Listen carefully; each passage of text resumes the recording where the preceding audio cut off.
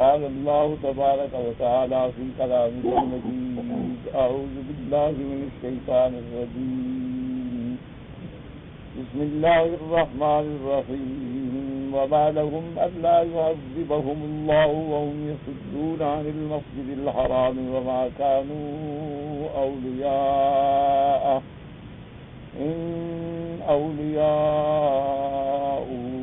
إلا المتقون إن أولياء إلا المتقون ولكن أكثرهم لا يعلمون وما كان صلاتهم عند البيت إلا مكاء وتصدية فذوقوا العذاب بما كنتم تكفرون. قال المؤلف والمفسر رحمه الله تعالى أدام النفع بعلومه وعلومكم في الدارين آمين إلى أن قال ثم ذكر تعالى ما كانوا يعتمدونه عند المسجد الحرام وما كانوا يعاملونه به وقال وما كان صلاتهم عند البيت إلا مكاء وتصدية. قال عبد الله بن عمرو وابن عباس ومجاهد وإكرمة وسعيد بن جبير وأبو رجاء الأطاردي ومحمد بن كعب القرظي وحجر بن عنبس ونبيد بن شريد وقتادة وعبد الرحمن بن زيد بن أسلم هو الصفير. وزاد مجاهد رحمه الله وكانوا يدخلون أصابعهم في أفواههم. وقال السدي المكاء والصفير ولا نحو طير أبيض يقال له المكاء ويكون بأرض الحجاز. اب اللہ تبارک و تعالی نے کلام مقدس میں ارشاد فرمایا ہے مشرکین کے احوال کے بارے میں. ایک تو ان کا سب سے بڑا جرم یہ تھا کہ اللہ کے حرم سے مسجد الحرام سے لوگوں کو منع کرنا، یصدون عن المسجد الحرام. دوسرا ان کا یہ دعویٰ تھا کہ ہم اللہ کے گھر کے متولی ہیں اور مسجد الحرام کے متولی ہیں اور بحیثیت متولی ہمیں حق ہے جس کو ہم آنے دیں اور جس کو ہم منع کر دیں. تو اللہ نے فرمایا کہ یہ دیکھو جاہل، اللہ کے گھر کا متولی تو وہ ہو سکتا ہے جو تقوی والا ہو، متقی ہو، اللہ سے ڈرنے والا ہو. تو کوئی کافر جو ہے وہ کیسے اللہ کے گھر کا متولی ہو سکتا ہے؟ یہ جھوٹ بولتے ہیں. وما كانوا اولیاء ان اولیاؤہ الا المتقون ولكن اکثرهم لا يعلمون. اصل کیا ہے کہ جاہل ہیں، ان کو پتہ ہی نہیں کہ اللہ کے گھر کا متولی ہونے کے لیے کیا شرائط. اب اس کے بعد اللہ ذکر فرماتے ہیں کہ یہ جو اپنے آپ کو مسجد الحرام کا متولی اور مجاور اور بہت بڑا اس کا خدمت گزار سمجھتے ہیں، ان کا حال کیا ہے جب یہ مسجد الحرام میں آتے ہیں؟ دیکھو کیسے عزت کرتے ہیں اللہ کے کعبے کی اور اس کے ساتھ کیا معاملہ کرتے ہیں. اب اللہ پاک نے قرآن مقدس میں ان کا یہ ذکر کیا کہ متولی ہونے کا دعویٰ کرنے والے، تولیت کا دعویٰ کرنے والوں کا حال کیا ہے. وما كان صلاتهم عند البيت الا مكاء وتصدية. اللہ کے گھر میں ان کی عبادت کیا تھی؟ یا سیٹیاں مارنا یا تالیاں بجانا، یہ عبادت ہے. یہ اللہ کے گھر کی تولیت کا حق ادا کر رہے ہیں. اللہ کے گھر اسی لیے بنائے گئے ہیں کہ اس میں آدمی آگے سیٹیاں بجائے اور تالیاں پیٹے. اللہ کے گھر اللہ کی عبادت کے لیے ہوتے ہیں. فی بیوت اذن اللہ ان ترفع ویذکر فیہا اسمہ ویسبح لہ فیہا بالغدو والآصال. اللہ نے فرمایا یہ اللہ کے گھر اس لیے ہیں کہ اس میں اللہ کا نام بلند کیا جائے، اللہ کا ذکر کیا جائے، اللہ کی حمد و ثنا بیان کی جائے، اللہ تبارک و تعالیٰ کی تسبیح و تقدیس کی جائے صبح و شام. اسی لیے حکم ہے کہ مسجدوں میں اللہ نے حکم دیا ہے، اس کے آداب ہیں کہ آپ جب اللہ کے گھر میں مساجد میں چاہے کسی ملک میں بھی ہوں، جب داخل ہوں تو پہلے بسم اللہ والصلاۃ والسلام علی رسول اللہ اللہم اغفر لی ذنوبی وافتح لی ابواب رحمتک، یہ دعا پڑھ کے داخل ہوں اور دایاں پاؤں جو ہے اندر رکھیں، کیونکہ ہر کام خیر میں اللہ کے نبی نے داہنے چیز کو ترجیح دی ہے. پانی پینا ہے، کھانا کھانا ہے، سرما پہننا ہے، کپڑا پہننا ہے، مسجد میں داخل ہونا ہے تو دایاں قدم جو ہے پہلے رکھیں اور یہ دعا پڑھیں. اور اس کے بعد آداب مسجد میں کیا ہے کہ اللہ کے گھر میں آ کے 2 رکعت تحیت المسجد ادا کریں، یعنی 2 رکعت پڑھنے کے بغیر نہ بیٹھیں، پہلے تحیت المسجد ادا کریں، یہ حکم ہے۔ ہاں ائمہ فقہا رحمۃ اللہ علیہم، امام ابو حنیفہ رحمۃ اللہ، سارے ائمہ اس بات کے یعنی تقریباً قائل ہیں کہ اگر اوقات مکروہ ہیں، ممنوعہ ہیں، جن میں نماز نہیں پڑھنی ہے تو پھر مجبور ہے کہ تحیت المسجد نہ پڑھ۔ لیکن امام احمد ابن حنبل رحمۃ اللہ علیہ اور اسی طرح امام شافعی رحمۃ اللہ علیہ فرماتے ہیں کہ مسجد الحرام کا الگ حکم ہے کہ مسجد الحرام میں جب آئے 2 رکعت تحیت المسجد پڑھ کے، لیکن سب سے پہلی بات یہ ہے کہ مسجد الحرام کا تو تحیہ ہی طواف ہے۔ تحیت المسجد الحرام جو ہے وہ آئے اور طواف کرے، طواف کرنے کے بعد بیٹھے۔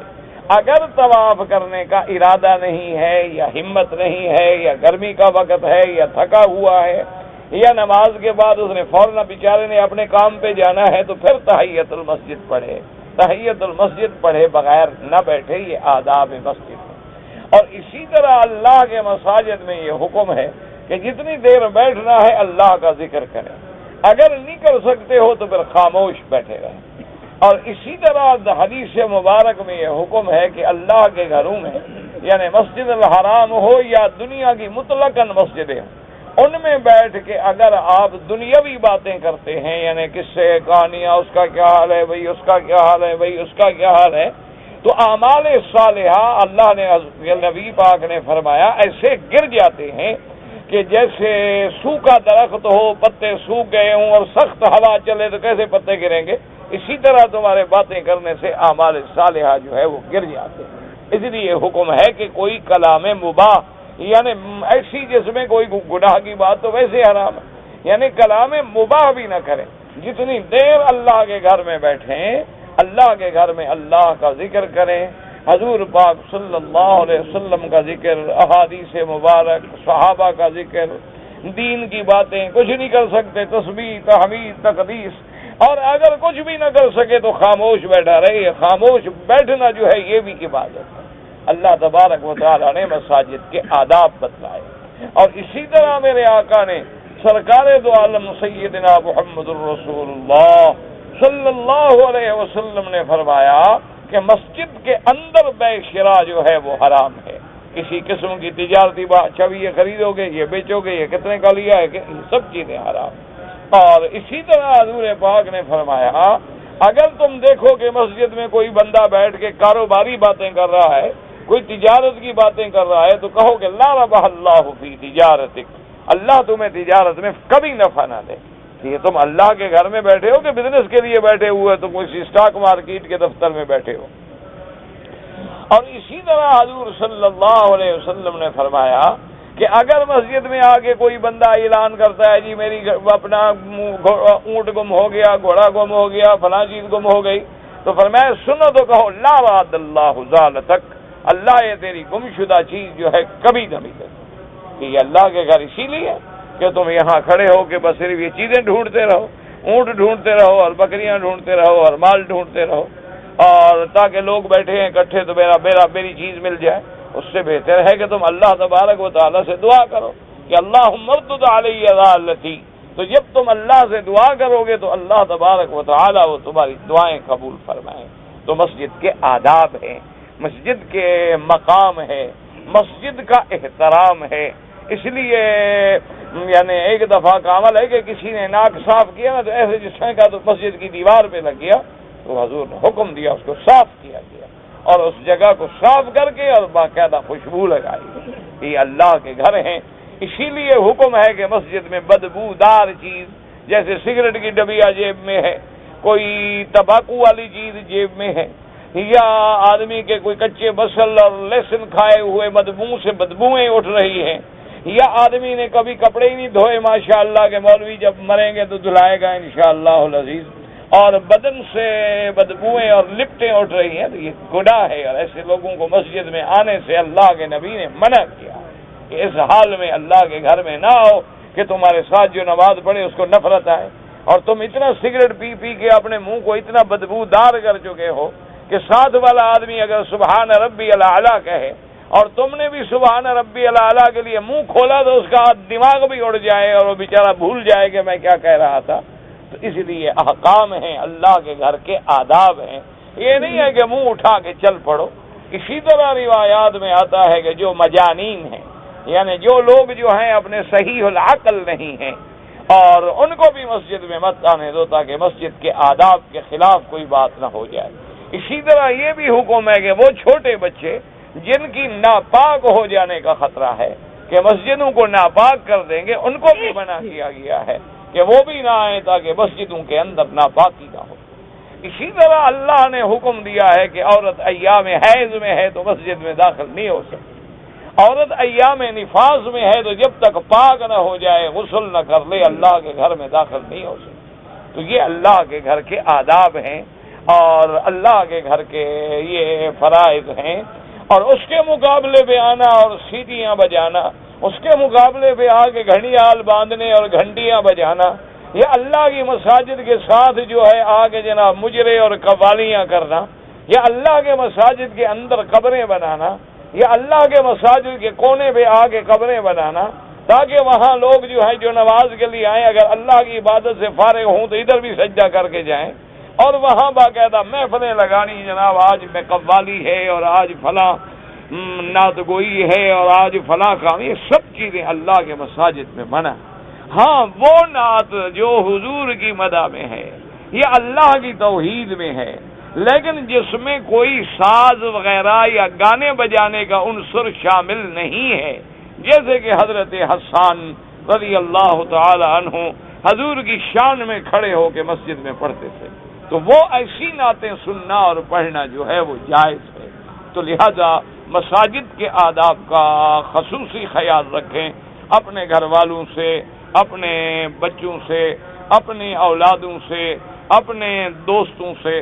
اور اسی طرح یاد رکھیں کہ جو میرے بھائی بعض اوقات ایسے بھی ہوتے ہیں کہ جو لباس لوگوں نے، انگریزوں نے رات کو سونے کے لیے بنائے ہوئے ہیں، کیونکہ ان کے تو ہر قسم کے لباس ہوتے ہیں نا، کہ اگر آپ نے ڈنر پہ جانا ہے تو کالا پہننا ہے، اور اگر آپ نے لنچ پہ جانا ہے تو کون سا سوٹ پہننا ہے، اور اگر آپ نے برنج کھانا ہے تو کون سا سوٹ پہننا ہے، اور آپ نے شام کو اگر کلب جانا ہے تو پھر کون سا کپڑا پہننا ہے، اور واک کرنی ہے تو کون سے کپڑے پہننے ہیں، اور رات کو سونا ہے تو نائٹ گاؤن جو ہے وہ کون سے پہننے ہیں. تو بعض لوگ وہ جو رات کو سونے کے لیے ہوتا ہے نا پاجامہ اور شرٹ بنا، اسی میں اللہ کے گھر میں آ جاتے ہیں. یہ بے ادبی، یہ اللہ کے گھروں کی توہین. اسی طرح بعض لوگ جو ہیں وہ سوٹ ہوتے ہیں ٹریک سوٹ جو کھیلنے کے لیے دوڑنے کے لیے بنے ہوتے ہیں، پلاسٹک کے پسینہ آئے کچھ شاید آگے خراب نہ ہوں، وہی پہنے ہوئے حرم میں آ جاتے ہیں. اللہ معاف فرمائے، اور پورا بدن انسان کا نظر آ رہا ہے. تو یہ بھی آداب حرم کے خلاف ہے. اور اسی طرح بعض میرے بھائی جو ہے ماشاءاللہ توپ جو ہے وہ تو گھٹنے سے نیچے ہے اور اندر انڈر ویئر پہنا ہوا ہے، اور توپ اتنا باریک ہے ماشاءاللہ کے سامنے لائٹ پڑے تو پورا بدن نظر آ رہا ہے. تو یہ بھی ناجائز ہے، یہ بھی حرام ہے، کیونکہ اللہ تبارک و تعالی نے حکم دیا ہے کہ اپنے عورت جو ہے اس کو چھپائیں. اور حضور کی حدیث ہے کہ جو بندہ اپنے سطر کو دکھاتا ہے یا دیکھتا ہے وہ ملعون ہے، اس پہ اللہ کی لعنت ہوتی ہے. تو اسی طرح یہ آداب مسجد میں شامل. اور اسی طرح آج کل جو ایک نئی وبا چلی ہے کہ ہر بندے کے جیب میں ماشاءاللہ موبائل ٹیلی فون ہے. جس نے اپنے ملک میں بھی کبھی غریب نے سادہ ٹیلی فون بھی نہیں دیکھا تھا، وہ بھی دکھانے کے لیے لٹکا کے رکھتا ہے یا ہاتھ میں پکڑتا ہے غریب. تو اور جناب نماز ہو رہی ہے اور اس کی گھنٹیاں بج رہی ہیں. اور بعض گھنٹیاں ایسی ہیں جو موسیقی ہیں باقاعدہ، جیسے موسیقی کا ایک ٹون ہوتی ہے، اس کی ایک طریقہ ہوتا ہے، بالکل اسی طرح اب آدمی نماز پڑھے کہ وہ گانے سنے تو یہ بھی بالکل حرام ہے. اگر آپ کے پاس ایسی چیز ہے آپ مسجد میں داخل ہو اور بند کر دیں تاکہ آپ کی نماز میں بھی خلل نہ ہو اور مسلمانوں کی نماز میں بھی خلل.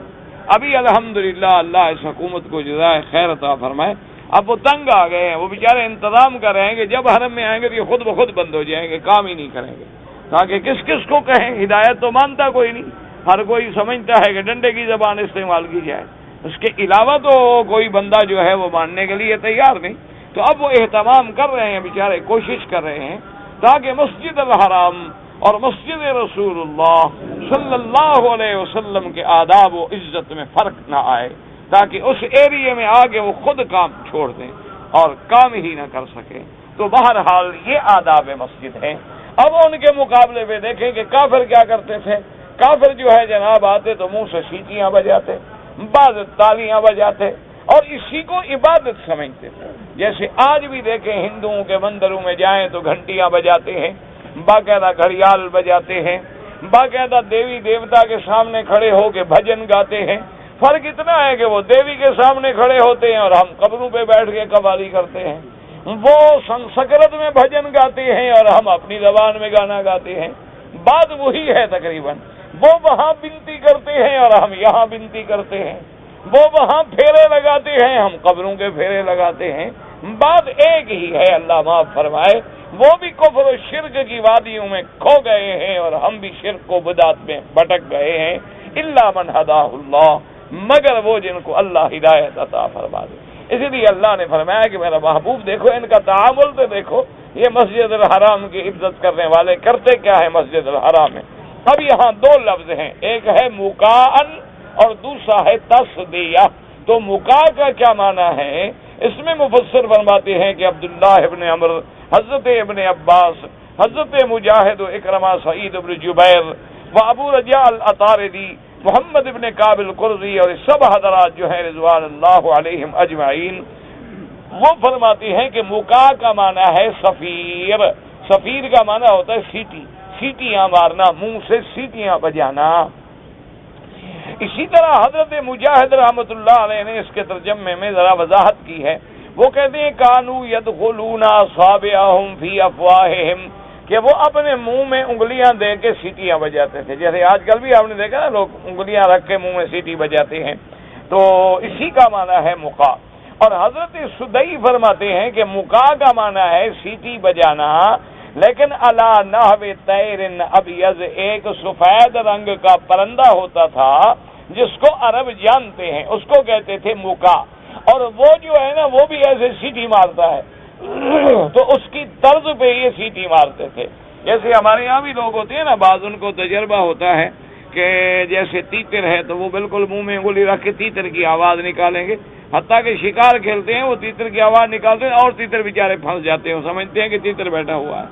تو اسی طرح وہ بھی ایک پرندہ تھا ابیض، طیر ابیض، اور مکاء کے نام سے عرب میں مشہور تھا، تو وہ بھی اس کی اسی طرح سیٹی نما آواز نکلتی تھی، تو یہ بھی انگلیاں رکھ کے اسی کی طرز پہ آوازیں نکالتے تھے۔ اب اللہ نے فرمایا وما کان صلاتهم عند البيت الا مكاء وتصدية۔ قال ابن ابي حاتم حدثنا ابو خلاد سليمان بن خلاد قال حدثنا يونس بن محمد المؤدب قال حدثنا يعقوب يعني ابن عبد الله الاشعري قال حدثنا يعفر بن المغيرة عن سعيد بن جبير عن ابن عباس في قوله وما كان صلاتهم عند البيت إلا مكاء وتصدية قال كانت قريش تطوف بالبيت أراة تصفر وتصفق والمقبقاء والصفير والتصدية التصفيق۔ اب حضرت ہم فرماتی ہیں حضرت ابن عباس رضی اللہ تعالیٰ عنہ، آپ نے یہ آیت مبارک پڑھی وما کان صلاتهم عند البيت الا مكاء وتصدية، اور آپ نے فرمایا کہ مشرکین قریش جو تھے تطوف بالبیت ارات، اللہ کے گھر کا طواف کرتے تھے ننگے بغیر کپڑوں کے، مرد بھی عورتیں بھی بغیر لباس کے، اور پھر کیا کرتے تھے تو صفے ہوا تو صفے کو سیٹیاں بھی بجاتے تھے اور تالیاں بھی پیٹتے تھے۔ یہ ان کی عبادت کا طریقہ۔ اصل وجہ یہ ہے، یاد رکھو کہ جب آدمی اپنے عقل سے عبادت کے طریقے تلاش کرے گا تو پھر ہر کوئی اپنا عقل لڑائے گا۔ اب دیکھیں جیسے پہلے دور میں یہود ہیں، نصارہ ہیں، یہ دو بڑے مذہب والے گزرے ہیں، تو ان کی عبادت کا وقت جب آتا تھا، مجوس ہیں تو مجوسی کیا کرتے؟ آگ روشن کرتے، آگ کا علاوہ دیکھا لوگوں نے، انہوں نے کہا جی چلیں جی ہماری عبادت کا وقت آ گیا۔ بعض لوگوں نے کیا کیا تھا کہ وہ ناقوس بجاتے تھے. ناقوس کہتے ہیں سینگ. آپ نے بھی دیکھا ہوگا بعض ملنگ جو ہے نا وہ آج کل بھی سینگ لے کے اس میں آوازیں نکالتے ہیں, بھیک مانگتے ہیں. تو یہ بھی نصارہ کا ایک طریقہ تھا. اور بعض فرقے جو ہیں وہ کیا کرتے تھے, 2 لکڑیاں لے لیتے تھے, لکڑی پہ لکڑی مارتے تھے. لکڑی پہ لکڑی مارتے تو بھی یہ عبادت کا وقت ہو گیا ہے. کیونکہ ہر آدمی نے جب اپنا عقل لڑانا ہے تو جو اس کے عقل میں آ جائے گا وہ وہی کر دے گا. ایک ہے کہ اللہ کا دین ہو, اللہ کا حکم ہو اور اللہ کے نبی کا فرمان ہو, وہ تو پھر اپنا عقل تو نہیں ہے, وہاں تو حکم خدا بندی. اسی لیے جب حضور صلی اللہ علیہ وسلم نے نماز کے جمع کے لیے فیصلہ کرنا چاہا تو کسی نے آگ جلانے کا مشورہ دیا. حضور نے فرمایا بالکل غلط, یہ تو مجوسیوں کی عادت ہے. کسی نے ناقوس بجانے کا مشورہ دیا, کسی نے وہ لکڑیاں مارنے کا مشورہ دیا. حضور نے فرمایا یہود و نصارہ کا عمل ہے. آخر میں ایک صحابی نے خواب دیکھا اور اللہ نے اس کو خواب میں اذان کی تعلیم دی. انہوں نے حضور پاک پہ آ کے وہ اذان نقل کی اور حضور نے قبول فرما لی کہ یہ اللہ کا حکم ہے, اور جس بات کو اللہ کا نبی قبول فرما لیں, اللہ کا نبی فرما دیں تو بس وہ سنت رسول اللہ ہے. تو اللہ نے مسلمانوں کو یہ شان بخشی کہ نماز کے لیے بھی بلانا ہے تو اللہ کی تکبیر کا کہو, اللہ اکبر اللہ اکبر. یعنی اگر مسلمان ایمان سے کہیں کہ اللہ نے اس کو صرف آذان کوئی سمجھ لینا تو کبھی مشرک نہیں ہو سکتا. جو آدمی 5 دفعہ کہے گا اللہ اکبر, اشہد اللہ الہ الا اللہ, اشہد ان محمد رسول اللہ, جو 5 دفعہ سنے گا حی علی الصلاۃ اور کہے گا لا حول ولا قوت الا باللہ, اور یہ ساری چیزیں تو وہ کیسے کسی غیر کے آگے سجدہ کر سکتا ہے یا کسی غیر کو حاجت روا اور مشکل کشا سمجھ سکتا ہے کہ لا حول ولا قوت الا باللہ. اور اسی طرح جب وہ کہیں گے ماشاءاللہ حی علی الفلاح تو وہ سمجھے گا کہ کامیابی کا رستہ تو یہی نماز ہے. اور اس کے بعد پھر اللہ اکبر اللہ اکبر. اصل مقصد کیا ہے؟ اللہ کی بڑائی, اللہ کو بڑا ماننا. ماننے کا کیا مانا کہ ہر چیز جو اس کا حکم ہے اس کے آگے گردن جھکا دینی ہے. تو اس لیے جب آدمی نے عقل لڑانا ہو, آج کل بھی دیکھو نا جیسے ہم مزاروں پہ عقل لڑاتے ہیں کہ ابھی عرس شریف آ رہا ہے جی, قوالیوں کو پروگرام بناؤ اور کچھ گانے والی لڑکیاں بھی بلاؤ تاکہ لوگ زیادہ اکٹھے کر رہے ہیں نا ہم نے, اور یہ کرو کہ بھئی دکانیں لگوا دو, سرکسیں لگوا دو, میلے لگوا دو, اور جناب وہ سائیکل کے تماشے لگوا دو, اور تاکہ کسی بہانے تو لوگ آئے نا. تو جب 10-12 لاکھ آدمی آئے گا تو ایسا تو بے وقوف کوئی نہیں ہوتا کہ پیر سائیں کے نام پہ آگے 1 روپیہ بھی خیر آدمی دے کے جائے گا. تو ہمارا تو 15-20 لاکھ بن گیا نا آرام سے. روٹی ہر کوئی اپنی کھائے گا, دکانیں بھی چلیں گی, اور وہ علاقہ جو ہوگا وہ بھی تو پیر صاحبان کے مجاوروں کے کنٹرول میں ہوگا نا. دکانیں کرائے پہ دیں گے, لاکھوں وہاں سے کمائیں گے. جگہ کا کرایہ لیں گے, لاکھوں وہاں سے کمائیں گے.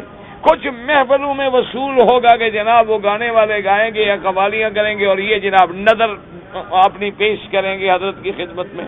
اور کچھ لوگ جو ہے وہ مزار کے نذرانے کے طور پہ 2 ریال, 5 روپے, 10 روپے, 50 روپے وہ بھی تو ڈالیں گے نا.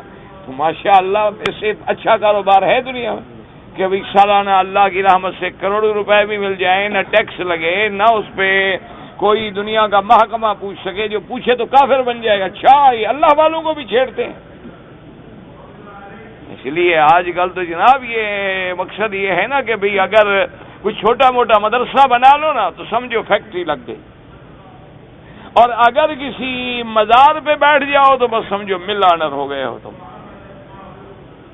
اس سے بڑا اور آسان کمائی کا رستہ کوئی نہیں. لیکن ہیں اللہ کی رحمت سے دونوں حرام. وہ بھی طالبوں کے نام پہ وصول کر کے خود کھاؤ گے اور قیامت میں حساب دینا ہوگا انشاءاللہ. اور یہ بھی اللہ تبارک و تعالیٰ کے اولیاء کے مزاروں کو بیچو گے اور اس پہ تمہاری زندگی کی گاڑیاں چلیں گی. حساب قیامت میں ہوگا اللہ کی دربار.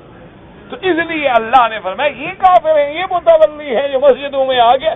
اچھا وہ پتہ کیوں کرتے تھے کعبۃ اللہ کا طواف؟ عورتیں اور مرد ننگے. اور وجہ کیا ہے؟ وہ کہتے جناب یہ جو کپڑے ہیں نا ان میں ہم نے گناہ کیا ہے، تو یہ گناہ والے کپڑے پہن کے خدا کے گھر میں کیسے آئیں؟ یہ تو اللہ کا پاک گھر ہے،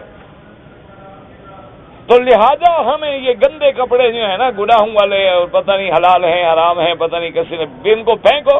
اور دیکھو نا، اللہ جب بچے کو پیدا کرتا ہے وہ بھی تو پیٹ سے بغیر کپڑوں کے نکالتا ہے نا، ہاں، تو اس لیے ہمیں بغیر کپڑوں کے کرنا چاہیے۔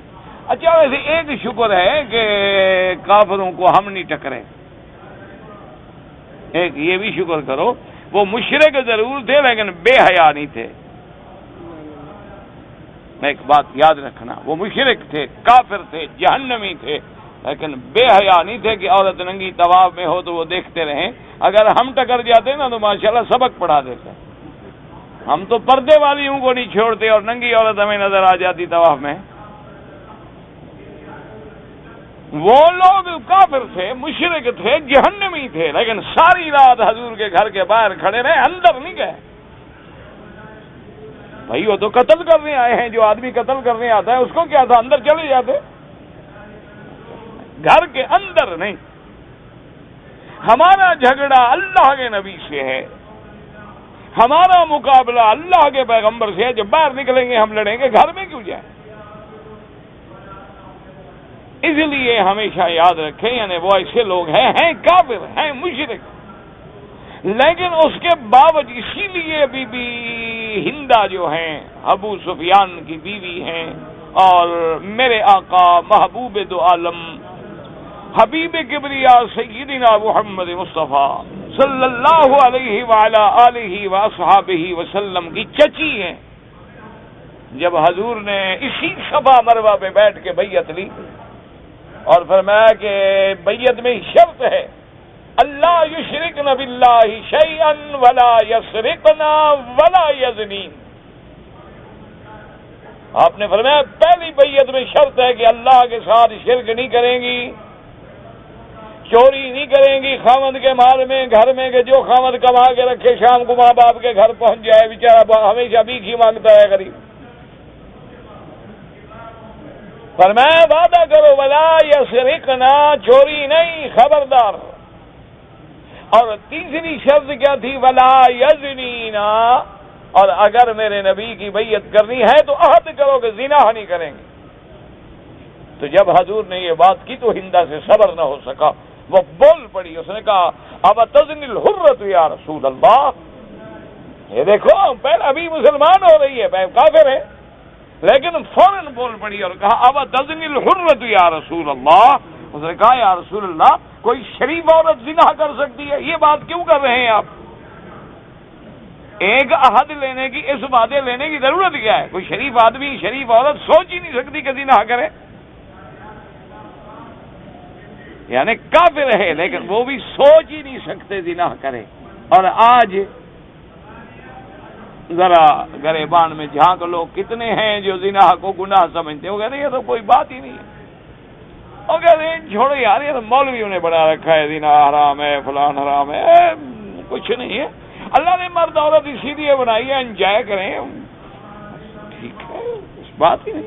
ہاں کہتے ہیں کیا فرق پڑتا ہے یار، کیا ہے، ایک پانی گلاس ہے، تم نے بھی پی لیا، اس نے پی لیا، اس نے پی لیا، بڑا اچھا ہے کہ ایک عورت سے کئی آدمی فائدہ اٹھا رہے ہیں۔ انا للہ و انا الیہ راجعون۔ جب غیرت مر جائے، آدمی بغیرت ہو جائے تو اس کو پھر قرآن حدیث کیسے سمجھ آ سکتا؟ من لا غیرت لہ لا ایمان لہ۔ دیکھو وہ کعبے کا طواف کر رہے ہیں، اپنی طرف سے ادب کر رہے ہیں، اپنی طرف سے وہ ادب کر رہے ہیں کہ گناہ والے کپڑے پہن کے طواف کیسے کریں، لیکن اللہ کے حکم کی نافرمانی ہے، اور سیٹیاں بجا رہے ہیں۔ اور جناب اس کے بعد یہ وہ سیٹیاں اس لیے نہیں بجاتے تھے کہ کوئی تماشا بنا رہے ہیں، اس کو عبادت سمجھتے تھے۔ جیسے میں نے کہا نا کہ آج بھی کتنے کافر ہیں جو گھنٹے بجاتے ہیں، گھڑیال بجنے شروع ہو جائیں گے، آپ دیکھیں کہ نصرانی ہیں، عیسائی ہیں، مسیحی ہیں، بڑے تعلیم یافتہ لوگ ہیں، لیکن گرجے میں باقاعدہ گھنٹے بجیں گے۔ یہ کون سی عبادت ہے جی؟ اچھا پھر عبادت کا ایک طریقہ یہ بھی ہے کہ پادری کے سامنے کھڑے ہو کے ہفتے کے گناہ بتا دو، اور نذرانہ پیش کر دو، وہ ہفتے کے گناہ معاف کر دے گا، اگلے اتوار آگے پھر بخشوا لینا۔ دیکھو کیسا بہترین مذہب ہے۔ اچھا، اور یہ ہمارے جو ہے نا ماشاءاللہ دوسری برادری، وہ کہتے ہیں جو مرضی آئے بس اہل بیت سے محبت ہو، گناہ شناہ کا فکر ہی نہ کرو۔ اللہ ہدایت دے، دعا کرو۔ ہم تو ان کے لیے بھی ہدایت کی دعائیں مانگتے ہیں۔ سچی بات ہے، کسی سے کیا دشمنی ہے، کسی سے کیا پارٹی ہے، ہم تو یہی چاہتے ہیں۔ اگر کبھی کوئی تلخ بات بھی نکل جاتی ہے نا زبان سے، تو اسی طرح ہوتا ہے جیسے کبھی ڈاکٹر مجبور ہو کے آپریشن کرتا ہے نا، حالانکہ وہ کیا کہتا ہے تیرا بدن کاٹ دے، لیکن مجبور ہے بیچارہ کہ بھئی یہ زخم ٹھیک نہیں ہوگا، کھولنا پڑے گا، اندر سے پادا پیپ وغیرہ نکال کے صاف کر کے اندر پٹی شٹی بننی پڑے گی، چاہے تم چیختے رہو لیکن وہ کرتا ہے، کیونکہ تمہارا خیر خواہ ہے، تمہارا بدخواہ ہے۔ اس لیے ہمیشہ یاد رکھیں۔ تو انہوں نے فرمایا کہ اس کا معنی یہ رات ننگے طواف کرتے تھے اور سیٹیاں بھی بجاتے تھے اور تالیاں بھی بجاتے تھے۔ وهكذا روى علي بن ابي طلحه واللوفي عن ابن عباس وكذا روى عن ابن عمر وجاهد محمد بن كعب ابي سلمة بن عبد الرحمن والضحاك وقتادة وعطية اللوفي وحجر بن عنبس بن ابزان، وهذا ان بھی یہی ترجمہ کیا ہے۔ وقال ابن جرير حدثنا ابن بشار قال حدثنا ابو عامر قال حدثنا قرانتية ابن عمر رضي الله تعالى عنهما في قوله وما كان صلاتهم عند البيت إلا مكاء وتصدية قال المكاء والصفير، انہوں نے فرمایا مکا کا معنی ہے سیٹیاں بجانا، والتصدیۃ والتصویق، اور تصدیہ کا معنی ہے تالیاں بجانا۔ قال قرآن عطیہ فعل ابن مروہ صفر ابن مروہ مالا خدہ وصفق بیدیہ۔ اس کے بعد کہتی ہیں کہ حضرت ابن عمر نے جب یہ ترجمہ کیا تو سیٹی بجا کے دکھائی، اسی طرح تالی بھی بجا کے دکھائی۔ وعن ابن عمر ایضا انہم کانوا یضعون خدودہم علی الارض ویصفقون ویصفرون، رواہ سکون یصفرون، رواہ ابن ابی حاتم فی تفسیری بسندہ عنہ۔ اور ایک روایت میں یہ بھی آیا کہ حضرت ابن عمر نے فرمایا کہ مشرکین کیا کرتے تھے کہ زمین پہ آ کے ایسے اپنا یہ خد جو ہے نا یہ رکھ دیتے تھے، رکھنے کے بعد وہی اسی طرح رکھے سیٹیاں بھی بجاتے تھے اور تالیاں بھی بجاتے تھے، تو ان کی عبادت کا یہی طریقہ تھا۔ اسی لیے ایک روایت میں آتا ہے کہ جب ابو جہل کو یہ پتہ لگا کہ حضور صلی اللہ علیہ وسلم اللہ کے کعبے میں آ کے نماز پڑھتے ہیں، تو اس نے پوچھا قریش سے کہ ان محمدن کان یعفر وجہہ بالتراب، کیا تم نے دیکھا ہے کہ حضور جب نماز پڑھتے ہیں تو اپنا چہرہ مبارک مٹی پہ رکھتے ہیں، سجدہ کرتے ہیں؟ کہا ہاں حضور تو سجدہ کرتے ہیں۔ اچھا یہ تو پھر نیا دین ہے نا، ہمارا دین تو وہ تھا کہ ہم زمین پہ خد رکھتے ہیں اور تالیاں بجاتے ہیں، اور یہ اللہ کا نبی ایسے سجدہ کر رہا ہے، اس کا معنی ہے کوئی نیا دین آ رہا ہے۔ تو اسی میں آگے پھر اس نے حضور صلی اللہ علیہ وسلم سے گستاخی کی اور حضور صلی اللہ علیہ وسلم کو منع کیا کہ یا محمد صلی اللہ علیہ وسلم آئندہ آپ کو میں نہ دیکھوں مسجد میں نماز پڑھنے کا۔ اسی کو اللہ نے قرآن میں فرمایا رأیت الذی ینہا عبدا اذا صلی ارأیت ان کان علی الہدی او امر بالتقوی۔ اللہ نے فرمایا دیکھو دیکھو سوچنے والوں، نظر والوں، دیکھنے والوں، پڑھنے والوں، دیکھو کیسے اس بندے کو میرے محبوب کو روک رہا ہے نماز سے۔ اور حضور صلی اللہ علیہ وسلم نے آپ نے بھی بڑا سخت جواب دیا، اور دوسرے دن حضور پاک صلی اللہ علیہ وسلم آئے، نماز پڑھ رہے تھے، تو ابو جہل آیا غصے میں حضور کو نقصان پہنچانے کے لیے، لیکن جب قریب آیا تو حالت یہ ہوئی کہ الٹے پاؤں جا رہا ہے اور یوں کر رہا ہے، یوں کر رہا ہے، بچ رہا ہے اور کانپ رہا ہے اور بھاگ رہا ہے الٹے پاؤں۔ تو آگے جب آیا تو قریش نے پوچھا کہ کیا ہو گیا ابو جہل تجھے؟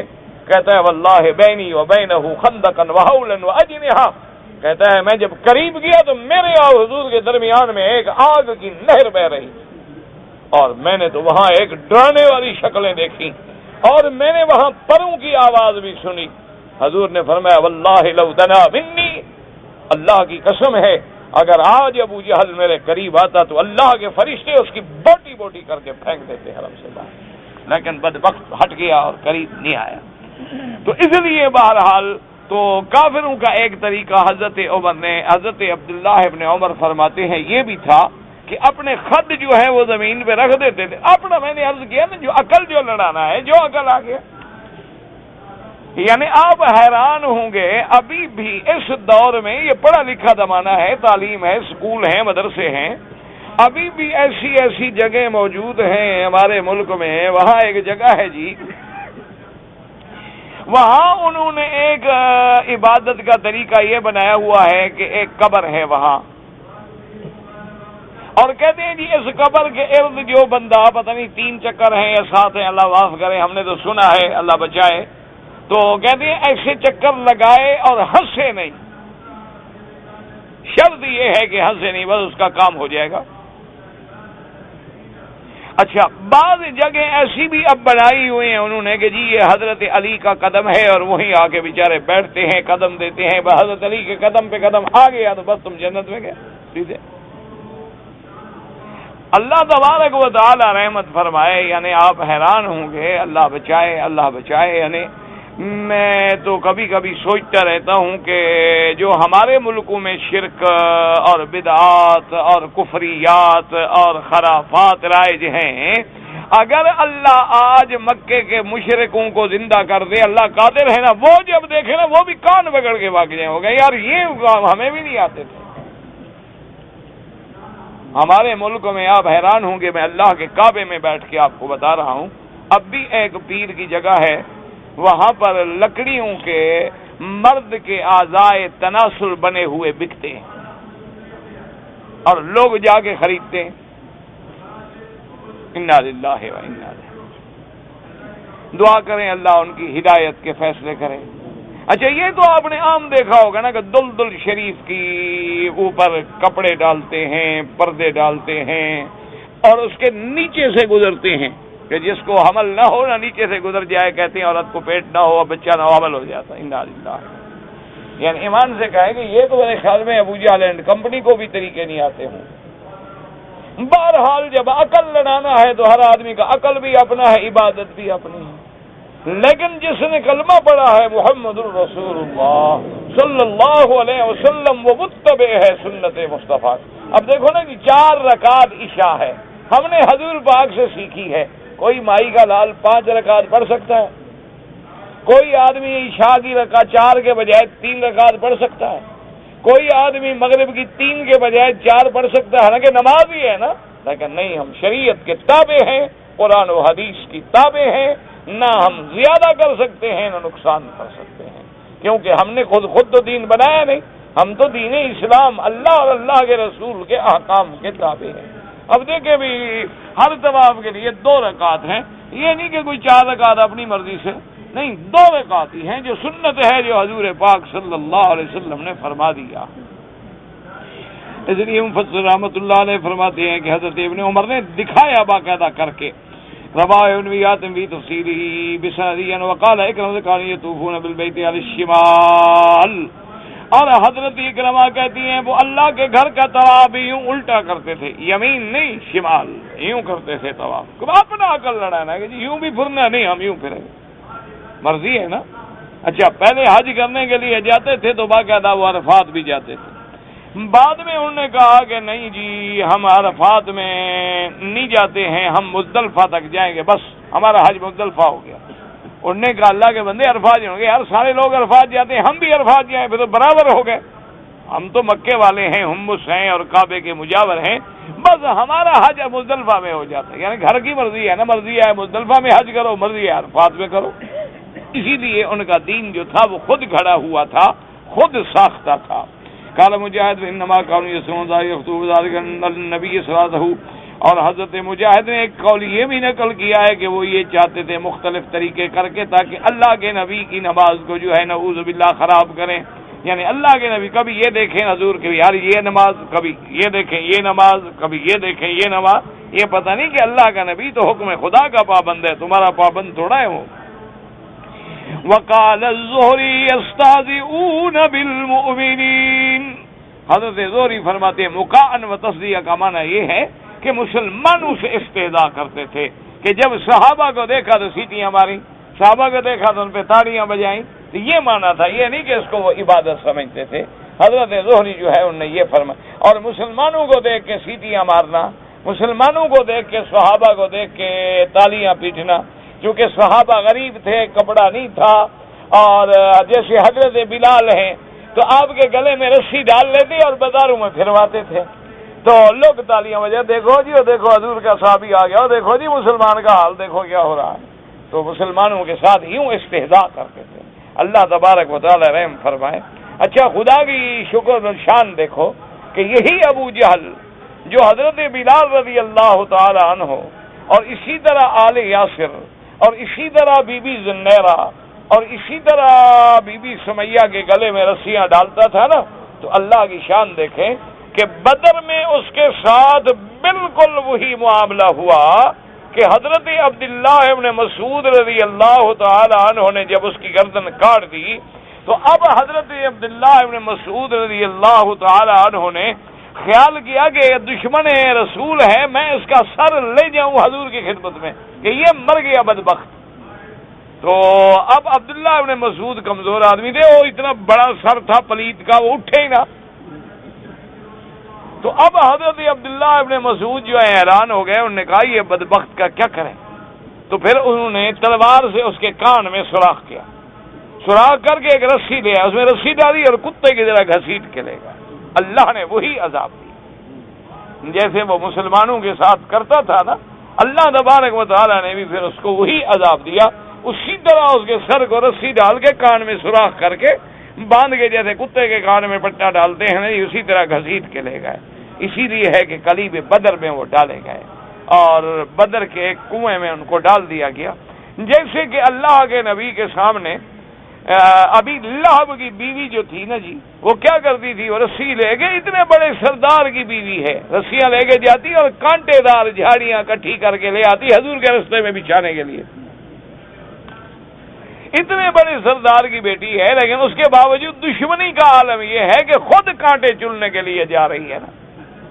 اللہ نے فرمایا اچھا ہم تمہاری موت بھی اسی طرح دیتے ہیں۔ اللہ نے فرمایا حمالۃ الحطب فی جیبہا حبل من مسد، ایک دن ایسا کیا کہ ایک بڑا گٹھا چنا رسیوں کا، اور جناب اس کا ان کو سر پہ اٹھا کے اور باقی گلے میں جو تھی نا ایسے لپیٹ لی، تاکہ اللہ نے اپنی قدرت سے ایسا حکم دیا کہ ہوا نے یوں جو جھٹکا نے جو گٹھا پیچھے جا پڑا اور رسی یہاں آ گئی، پھانسی چڑھ کے وہی مر گئی۔ اللہ تبارک و تعالیٰ نے وہی سزا دی کہ جو تم میرے مدنی پاک کی شان میں گستاخی کرتے ہو۔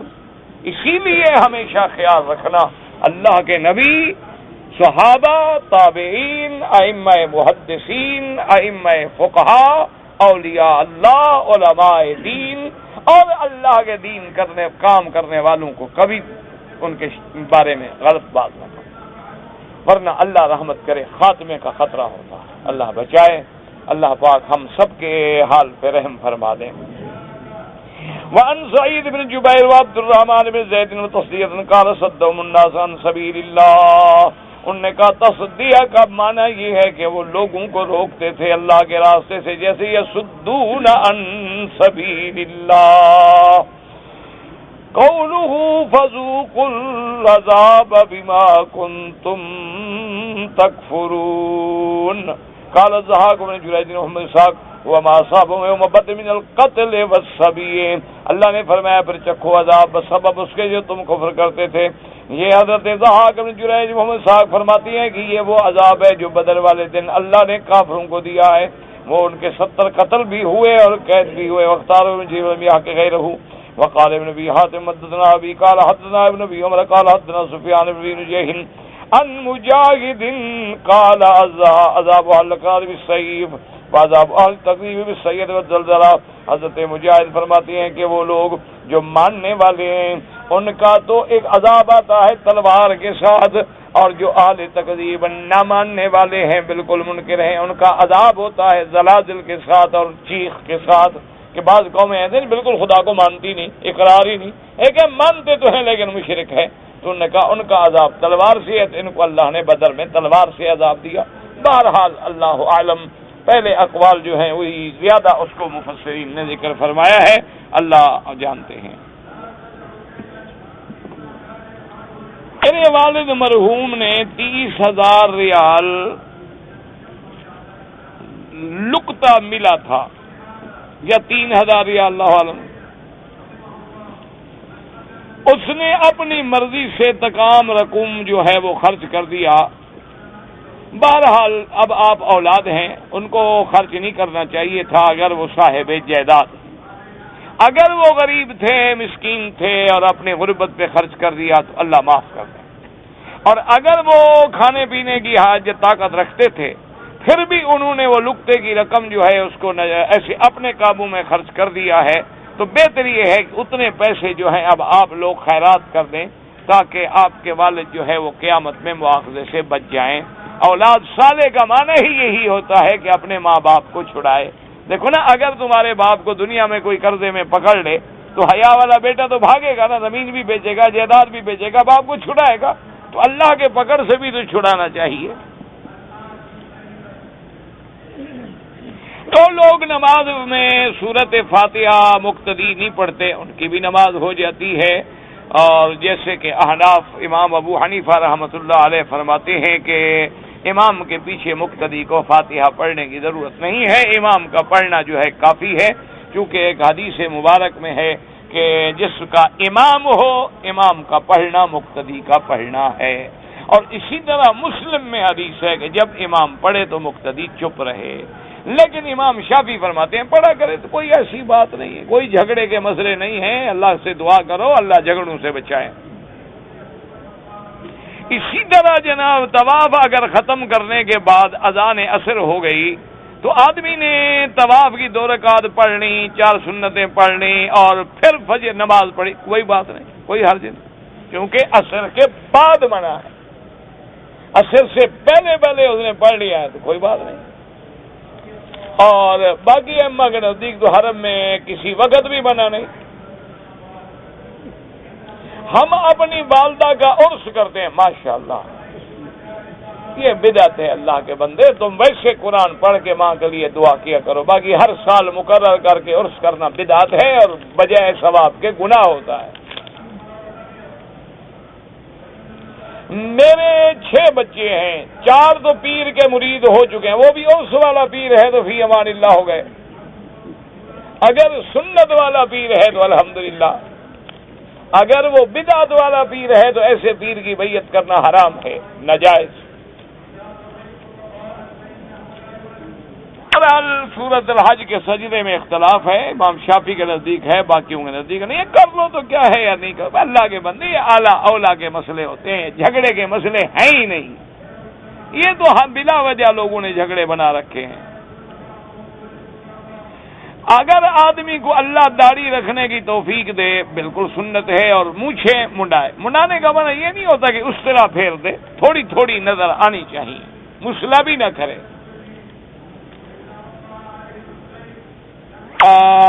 مودودی صاحب نے پتہ نہیں پہلا انعام حاصل کیا، اور علامہ اقبال نے ان کو خراج تحسین، تو علامہ اقبال عالم تھا، یا جو لوگ اس فاؤنڈیشن سے ایوارڈ حاصل کر رہے ہیں وہ علماء ہوتے ہیں سارے، خدا کا خوف کرو۔ ہم نے تو ہمیشہ یہ کہا ہے کہ مولانا فوت ہو گئے، اب اللہ ان پہ رحمت کرے، بس۔ مسائل میں اختلاف بڑے بڑے علماء سے بھی ہوتا ہے، اللہ معاف کرے، ہم تو ان کی کبھی توہین نہیں کرتے، اللہ بچائے، اللہ ہمیں کسی بھی عالم کی توہین کرنے سے محفوظ رکھے۔ ہم تو اپنے اساتذہ جن سے ہم نے کبھی کوئی ایک سبق بھی پڑھا ہے ان کا بھی الحمدللہ ادب کرتے ہیں۔ میں نے تو ہمیشہ یہ کہا کہ جب فوت ہو گئے حضرت تو اب ان پہ بحث کرنا بے فائدہ، باقی غلطیاں انسان سے ہوتی ہیں۔ باقی یہ کہنا کہ کیونکہ کسی کی علامہ اقبال نے تعریف کی تو علامہ اقبال تو خود بھی عالم نہیں تھا، وہ تو ایک شاعر آدمی تھا۔ علامہ اقبال جو ہے وہ کوئی عالم تو نہیں تھے، یہ آپ کو کس نے کہا ہے کہ وہ عالم بھی تھا؟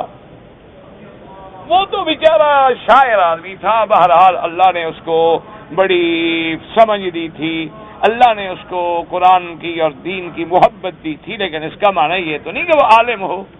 یا کسی فاؤنڈیشن سے کسی کو ایوارڈ مل جانا، وہ تو کافروں کو بھی مل جاتا ہے، مسلمانوں کو بھی مل جاتا ہے، وہ تو ان خدمات کا انعام ہے۔ علماء کا تو سنت ہوتی ہے، وہ نبی کے وارث ہوتے ہیں کہ لا اسألکم علیہ اجرا، وہ تو اللہ سے اجر لیتے ہیں اپنا۔ بہرحال ہم تو احترام کرتے ہیں بھائی، مودودی صاحب ہوں یا اور کوئی عالم ہوں، الحمدللہ ہمارے دلوں میں کسی کے لیے تعصب نہیں ہے اور نہ کسی کے لیے دل میں بغض ہے انشاءاللہ۔ میں آپ کے لیے دعا کرتا ہوں، الحمد، بڑی مہربانی، اللہ جزائے خیر دے۔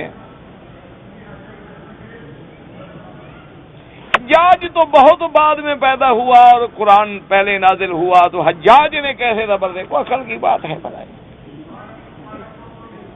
اللہ کے بندے کچھ سوچو کہ لازماً قرآن تو حضور پہ نازل ہوا، اور صحابہ یا حضور کو تو اعراب کی یا زبر زیر کی لگانے کی ضرورت ہے، وہ تو عرب لوگ تھے، انہوں نے خود حضور سے پڑھا اور ایک ایک لفظ خود سمجھ لیا، ان کو کیا ضرورت تھی؟ ضرورت تھی اعراب کی ہم عجمی لوگوں کو، کہ جو عربی کو نہیں جانتے، جنہیں پتہ نہیں کہ مبتدا خبر کیا ہے، جنہیں پتہ نہیں کہ ماضی مضارع کیا ہے، جنہیں پتہ نہیں کہ انا میں کیا فرق ہے، جنہیں پتہ نہیں کہ ان میں کیا فرق ہے، جنہیں پتہ نہیں کہ من تبعید کے لیے ہے یا من ابتدائیہ ہے اور الہ انتہائیہ ہے، ان کے لیے اس نے بیچارے نے یہ کام کر دیا تاکہ آنے والے لوگ جو ہیں وہ اللہ کے قرآن کو غلط نہ پڑھیں، ورنہ حضور سے جن نے پڑھا ان کو کیا ضرورت تھی ان چیزوں کی؟ از کم قرآن کی نماز میں سورت کم سے کم 3 آیات یا 1 آیت ہو تو بڑی ہو، نماز ہو جاتی ہے۔ کہتے جی کہ آپ کے جو شاگرد جو ہیں سوال وصول کرتے ہیں، وہ اگر پڑھ کے دیکھ لیا کریں جو غیر ضروری ہو تاکہ آپ کو پریشانی نہ ہو۔ جزاک اللہ، آپ کی اچھی رائے ہے، لیکن پھر وہ بھی تو اپنے عقل سے فیصلہ کرے گا نا کہ یہ ضروری ہے اور یہ غیر ضروری ہے۔ ذل حجہ کو میں نے پہلے بڑے شیطان کو ماری، پھر درمیانے کو، پھر الٹے کو، اگر پھر صحیح کر کے نہیں ماری تو دم پڑ گئی، کیونکہ مارنے کے لیے ضروری ہے کہ پہلے جمرہ اولا، پھر جمرہ وسطی، پھر جمرہ عقبہ۔ اگر بالعکس مارا جائے تو گویا آپ نے نہیں ماری ہے۔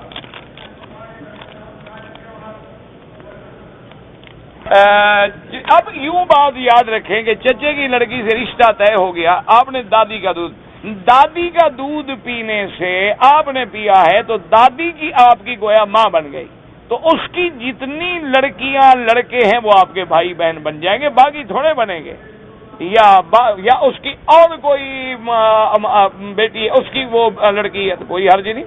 بہرحال یہ سوچیں کہ جس کا آپ نے دودھ پیا ہے اس کی بیٹیوں سے آپ شادی نہیں کر سکتے۔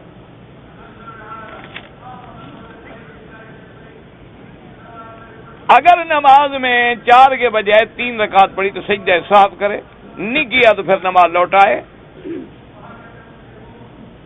میں حج کرنا چاہتا ہوں لیکن میرے والد نے حج نہیں کیا تو کوئی حرج نہیں، آپ کو اللہ نے مکے میں آنے کا موقع دے دیا اور آپ کے لیے تو اب حج 50 ریال میں ہو جائے گا اور پیدل چلو تو 10 ریال میں بھی ہو جائے گا، اور اگر روٹی جو خیرات میں ملتی ہے وہ کھاتے رہو تو 1 ریال بھی خرچ نہیں ہوگا۔ اب تو فروٹ بھی اور روٹیاں بھی ماشاءاللہ ملتی ہیں، اور جتنے بڑے آدمی ہیں سب وہی مانگ کے کھاتے ہیں۔ وہ جو تقسیم ہو رہی ہوتی ہے نا وہ لوگوں نے غریبوں کے لیے کی ہے، ہمارے کہتے ہیں اچھا وہ تقسیم کرنے پہ انہوں نے رکھے ہوتے ہیں ملازم، وہ کہتے ہیں ہمارے گلے سے نکلے گاڑی فارغ ہو ہم جائیں، وہ بھی جو سامنے آئے پھینک دیتے ہیں، اور آگے بھی ہم بیٹھے ہوتے ہیں ماشاءاللہ لے لیتے ہیں کہ چلو اچھا موقع ہے جی، سبحان اللہ خیرات مل رہی ہے۔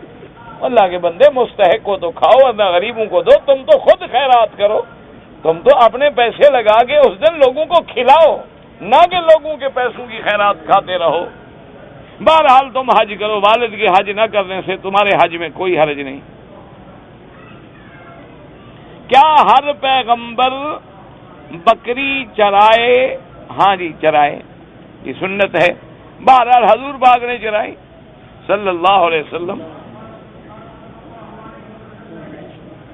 کعبے میں ایک منزل بنانے کا مجھے تو نہیں پتا کیا پس ہے آپ نے، اور یار تم ہمیشہ لکھتے ہو اور اللہ کی رحمت سے اردو لکھتے ہو بنگالی زبان میں، تو اب اس کو میں تو نہیں سمجھ سکتا نا، اردو میں لکھو یا بنگالی کو بنگالی میں لکھو، اب زبان اردو ہو لکھی بنگالی میں ہو تو میں کیا کروں؟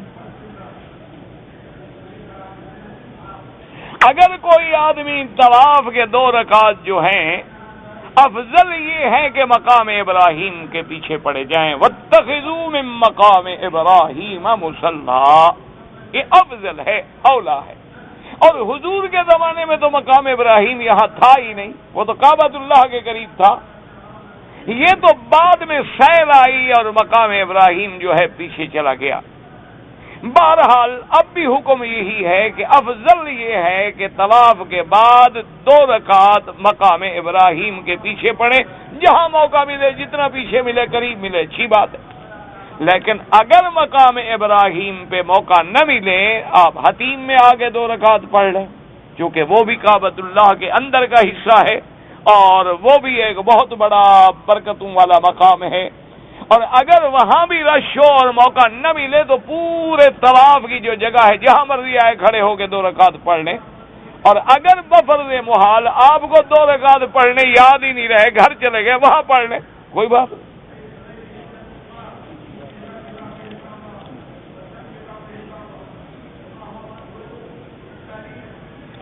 آپ کی کیسٹیں جو ہیں ہمیں کہاں ملیں گی؟ اب یہ کام تو میں نہیں کرتا، میں خود تو نہ اشتہار دیتا رہوں نا۔ پہلے بھی لوگ کہتے ہیں کہ مولوی مکی کہتے ہیں فلاں کتاب کا نام لیا نا، کتابیں بیچ رہا ہے۔ میری تو اللہ کے بندے زندگی میں کبھی کتاب نہیں بیچی۔ خدا کا خوف کرنا چاہیے۔ مجھے تو ڈر لگتا ہے یہ لوگ اللہ کے کعبے میں بھی جھوٹ بولنے سے نہیں ڈرتے، اور اتنی بڑی تہمت لگا دینا کہ فلاں فلاں کتاب کا نام لیا، اس لیے لیا ہے کہ وہ بکے۔ اچھا، اگر اللہ نے میری زبان میں اتنا اثر دیا ہے تو پھر تم کیا کر لو گے کہ میرے نام لینے سے وہ کتاب دنیا میں بکنی شروع ہو جاتی ہے؟ تو پھر تو میں تو بڑا کوئی بزرگ بن گیا۔ انا للہ و انا الیہ راجعون۔ اللہ ہدایت دے، بس میں تو بھائی دعا کرتا ہوں ان کی مرضی، گالیاں دیں چاہے کچھ کریں۔ مکہ معظمہ میں حضور آقا نامدار صلی اللہ علیہ وسلم نے بھی ابتدائے دور میں بیت المقدس کی طرف نماز پڑھی ہے۔ مکے میں رہتے ہوئے بھی یہ کعبہ موجود ہے، لیکن نماز بیت المقدس کی طرف۔ پھر جب حضور مدینہ منورہ میں تشریف لے گئے تو 17 مہینے تک آپ نے نماز بیت المقدس کی طرف پڑھی۔ اس کے بعد اللہ نے حکم دیا فَوَلِّ وَجْهَكَ شَطْرَ الْمَسْجِدِ الْحَرَامِ، کہ اللہ کے نبی اب اپنا رخ جو ہے مسجد اقصیٰ کے بجائے مسجد الحرام کی طرف کر لو، کیونکہ مسلمان اللہ کے حکم کا تابع ہے، نہ وہ کسی جگہ کا تابع ہے اور نہ وہ کسی مشرق و مغرب کے تابع ہے، بلکہ اللہ کے احکام کا پابند ہے۔ اللہ حکم دیں گے مسجد اقصیٰ تو پڑھے گا، اللہ حکم دیں گے تو مسجد الحرام کی طرف پڑھے گا۔ کہتے جی میں نے عمرہ کیا ہے اور عمرے کے طواف میں پہلے 3 چکروں میں میں نے کندھا نکالا، بعد میں نہیں نکالا، ٹھیک کیا۔ سنت ہی یہی ہے کہ پہلے 3 چکروں میں آدمی اجتبا بھی کرے اور رمل بھی کرے، یعنی کندھا بھی نکالے اور رمل بھی کرے۔ باقی 4 چکروں میں نہ کندھا نکالنے کی ضرورت ہے نہ رمل کرنے کی ضرورت ہے۔ کہتے جی ہمارے ملک میں جو رواج ہے کہ مرنے والے کے 40 دن کے بعد جو 40واں کرتے ہیں وہ بالکل بدعت ہے۔ اگر دین ہوتا، یاد رکھو دین حضور کے زمانے میں مکمل ہو گیا، الیوم اکملت لکم دینکم واتممت علیکم نعمتی ورضیت لکم الاسلام دینا۔ تو جب میرے پاک نبی نے ہمیں وضو کرنا بھی سکھلا دیا، انگلیوں میں خلال کرنا بھی سکھلا دیا ہے، تو یہ 30واں اور 40واں اور جمعراتیں بھی دین ہوتا تو سکھلا دیتے۔ اس کا دین سے کوئی تعلق نہیں، یہ بدعات ہیں، خرافات ہیں جو لوگوں نے ایجاد کی ہیں۔ اللہ ان کو بھی ہدایت دے اور اللہ ہمیں بھی ہدایت دے۔ دعا ہدایت کی کیا کریں، اللہ ہمارے لیے رحمت کے فیصلے فرما دیں۔ اللہم صلی علی سیدنا محمد وعلی آل سیدنا محمد وبارک وسلم۔ یا حی یا قیوم یا ذا الجلال والاکرام، یا حی یا قیوم یا ذا الجلال والاکرام، یا حی یا قیوم یا ذا الجلال والاکرام۔ اللہم سلمنا ولا تسلمنا وامنحنا ولا تمتحنا، اللهم اکرمنا ولا تهنا، اللهم زدنا ولا تنقصنا، اللهم اعطنا ولا تحرمنا، اللهم آصرنا ولا تؤثر علينا، اللهم اجعلنا في ضمانك وامانك واحسانك، اللهم انصر المجاهدين في كل مكان، اللهم انصر المجاهدين في كل مكان، اللهم انصر المجاهدين في كل مكان، اللهم انصر الاسلام والمسلمين، اللهم انصر الاسلام والمسلمين، اللهم احفظ سائر بلاد المسلمين وهذا البلد الامين، فاجعلها آمنا مطمئنا سخاء رخاء الى يوم الدين برحمتك يا ارحم الراحمين، وصلی اللہ تعالی على خیر خلقه سیدنا محمد وعلى آلہ واصحابہ اجمعین، اللہ سیدنا محمد وعلى آل سیدنا محمد وبارک وسلم۔